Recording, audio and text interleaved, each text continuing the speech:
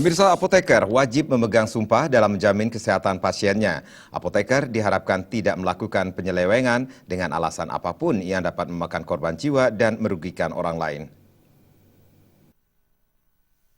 Meracik dan mengatur takaran obat yang diresepkan dokter menjadi tugas dan tanggung jawab seorang apoteker. Namun apa jadinya jika profesi dan keahlian yang dimiliki apoteker disalahgunakan sehingga memakan korban jiwa dan merugikan orang lain? Dalam beberapa kasus yang pernah terjadi di Indonesia, seorang apoteker yang bekerja di sebuah rumah sakit menyalahgunakan profesinya untuk memalsukan obat.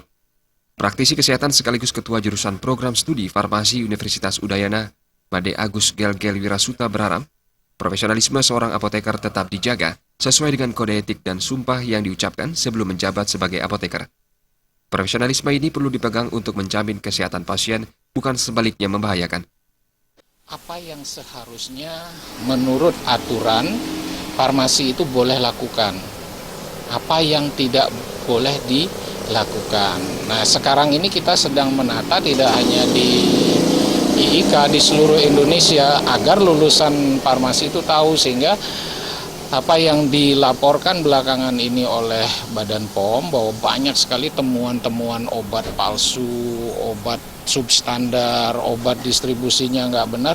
Hal itu tidak terjadi jika SDM-nya sudah paham. Jadi katakanlah kalau besok dia bekerja di rumah sakit, dia bisa menginformasikan kepada seluruh tenaga kesehatan yang ada di rumah sakit, begini loh jalur pembelian obat yang benar, sehingga masalah vaksin palsu nggak akan terjadi. Karena masalah vaksin palsu itu terjadi karena melanggar aturan distribusi obat di rumah sakit.